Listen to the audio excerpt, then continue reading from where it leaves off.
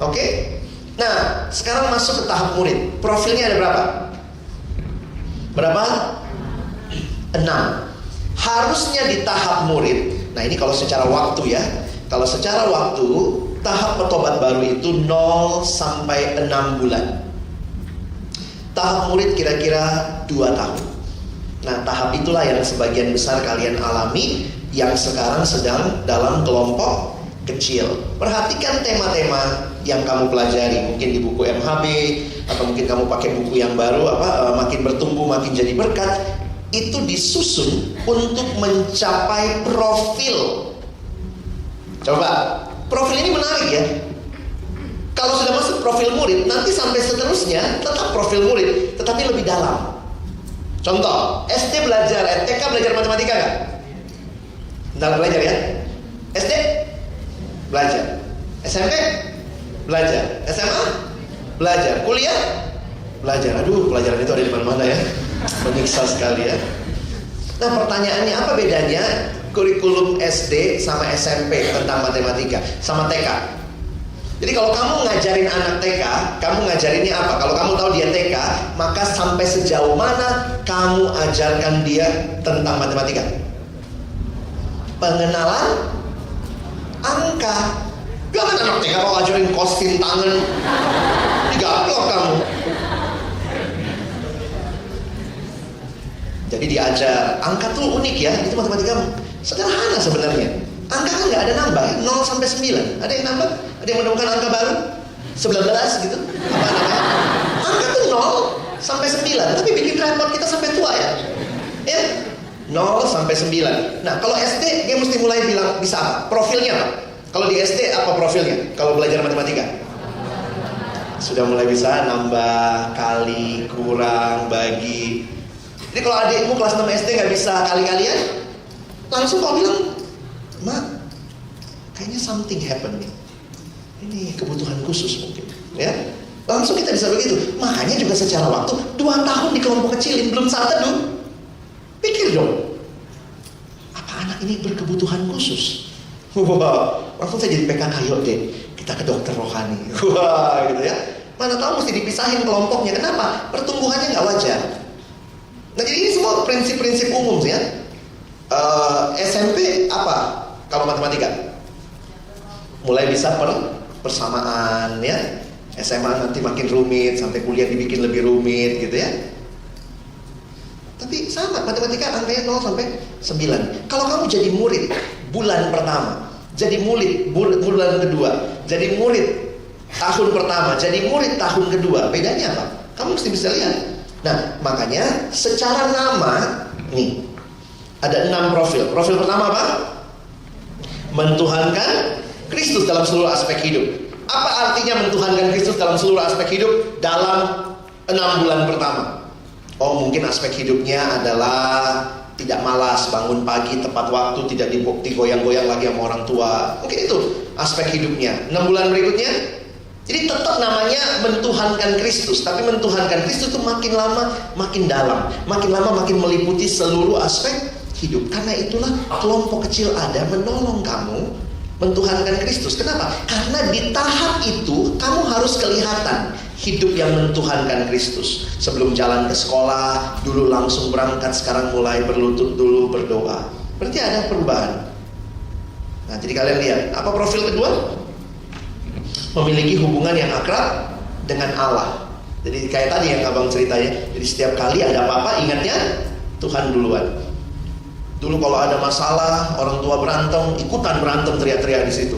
Mama salah, papa salah. Sekarang begitu orang tua berantem, masuk kamar, doa sebentar. Ada perubahan cara menyikapi situasi. Ada hubungan yang akrab dengan Tuhan. Apa-apa pengen cerita sama Tuhan.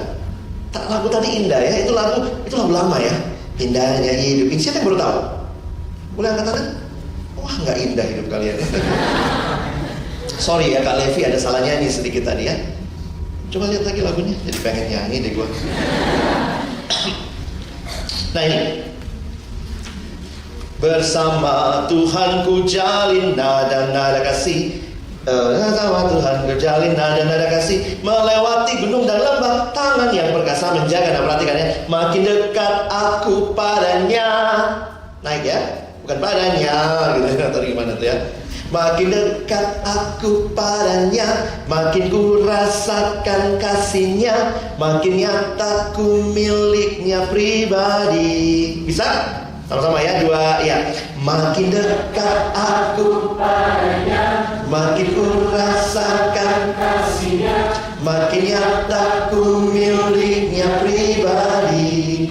Saya pernah menulis artikel dengan mengutip lagu ini. Hidup itu sukses bukan mencapai apa, tapi hidup itu sukses karena bersama siapa? Masih ingat waktu Musa mau keluar dari Mesir bawa Israel, di padang gurun kan Tuhan matikan orang Israel gara-gara mereka menyembah anak lembu emas. Terus Tuhan kasih tawaran sama Musa, ini belum sampai Kanaan nih.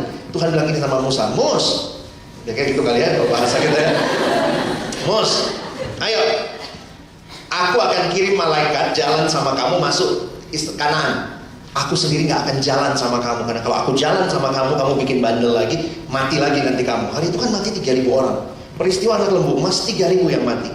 Jadi Tuhan akhirnya kasih tawaran sama Musa, Mus, sekarang kamu bawa Israel, saya utus malaikat untuk bawa kamu masuk ke tanah Kanaan. Tapi saya tidak akan berjalan bersama kamu, karena kalau kamu bandel, matiin lagi loh. Terus Musa apa? Musa terima? Nggak apa-apa Tuhan, yang penting masuk Kanaan.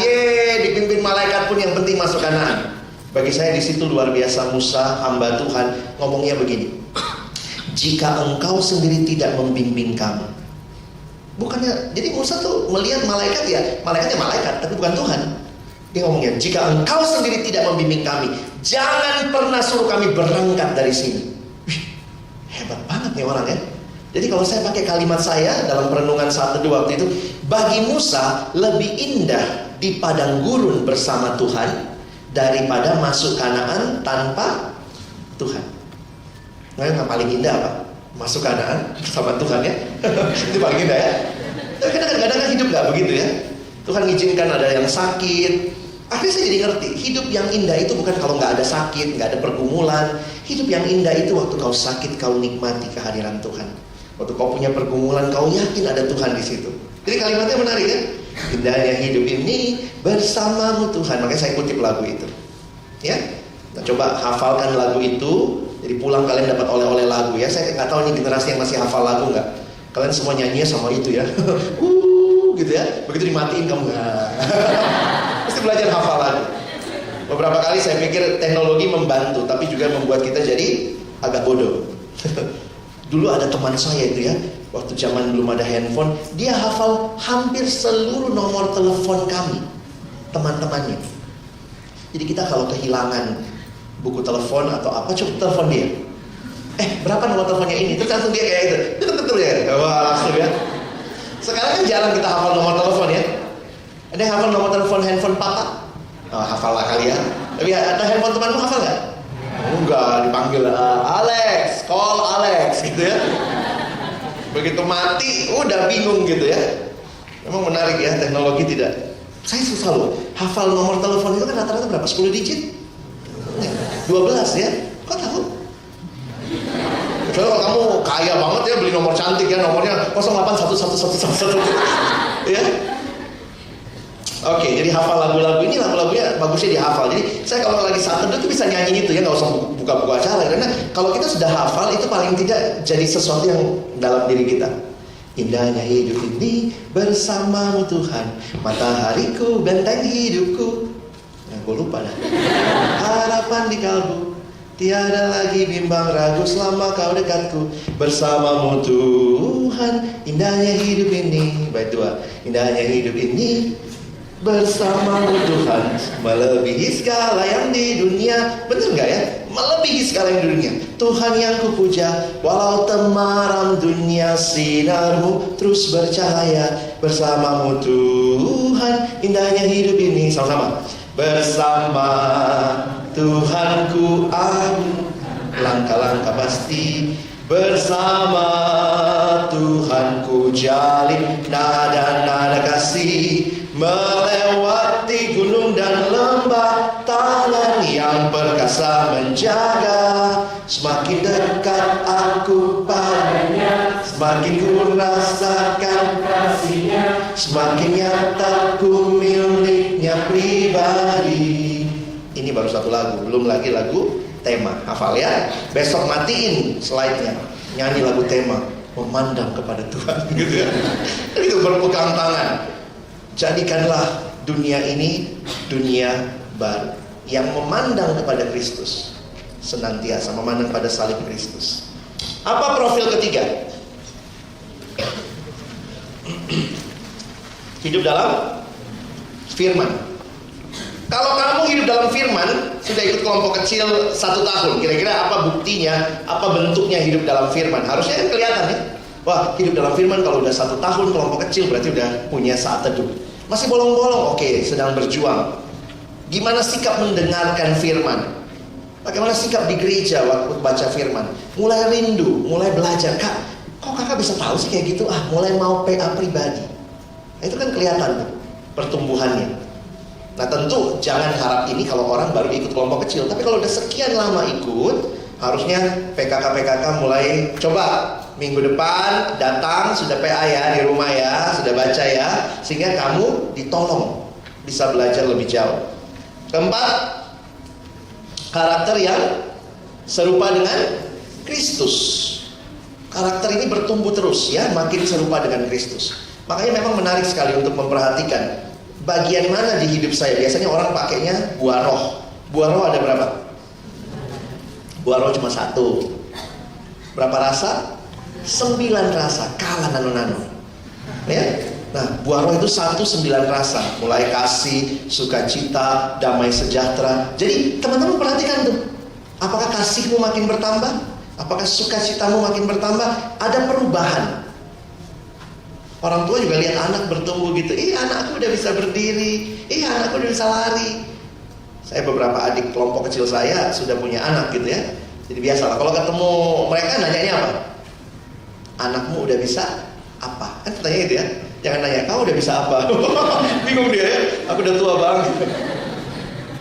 Kemarin ketemu satu adik kelompok kecil, dia bilang, satu adik pelayanan, Bang ketemu kita ketemu makan di atrium. Terus kemudian dia tanya, saya tanya sama dia, anakmu udah bisa apa? Wah, pokoknya lucu banget bang.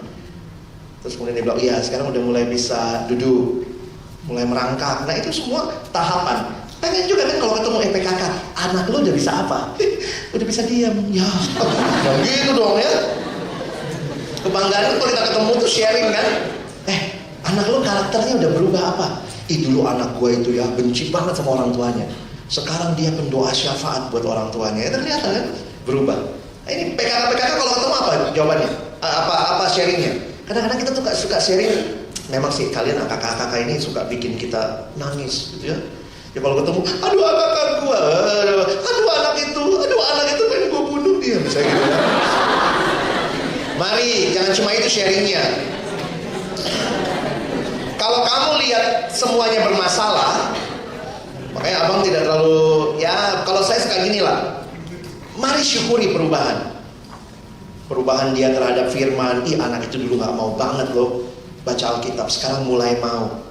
Baca depannya aja Alkitab. Lumayan, syukuri. Artinya PKK-nya syukur loh, anak gue sudah mulai baca Alkitab. Nanti dia masuk lagi dalamnya daftar isi. Pelan-pelan. Kalau PKK kumpul cuma sharing masalah lalu saling menguatkan, gak mau gitu, gak mau gitu juga, kita bunuh yuk. Mati lah kalian kan. Kelima Pak, hidup dalam komunitas Kristen. Kalau dia baru pertama hidup dalam komunitas Kristen, mungkin masih suka nggak serius ke gereja, nanti kelihatan makin lama.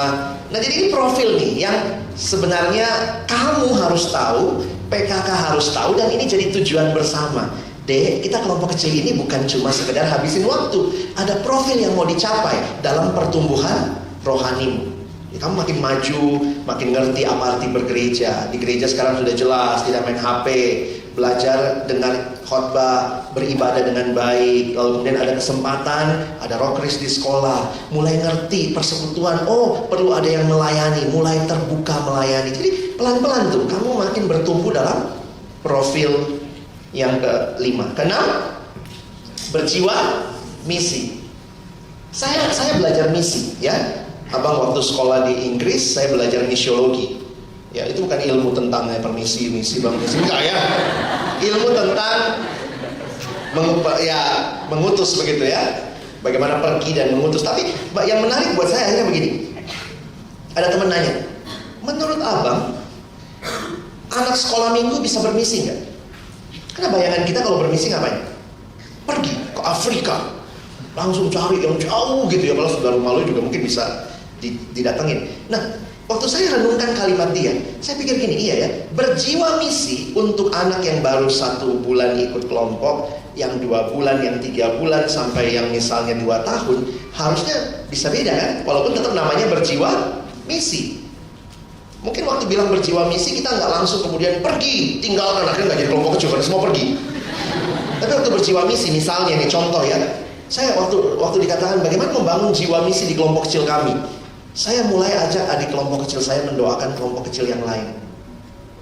Jadi kalau kita kelompok kecil, apa yang bisa didoakan untuk kelompok kecil yang lain? Apa yang bisa didoakan untuk roh kris kita? Jadi tidak melulu isinya kalau kelompok kecil doanya tentang, oh ini kucingnya sakit, ini apanya sakit. Jadi bukan melulu tentang kita. Jadi lama-lama kan dibangun jiwa misi, selalu memikirkan bukan hanya diri saya tapi juga orang lain.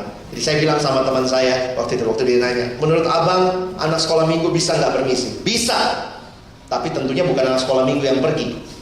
Anak sekolah minggu bermisi dalam doa. Dia berdoa untuk misionaris di Afrika. Bisa nggak? Bisa. Anak sekolah minggu bisa bermisi dengan cara apa? Kumpulin persembahan, kirim, dukung misionaris. Saya mimpin kelompok kecil SMA 3 kali. Satunya STM.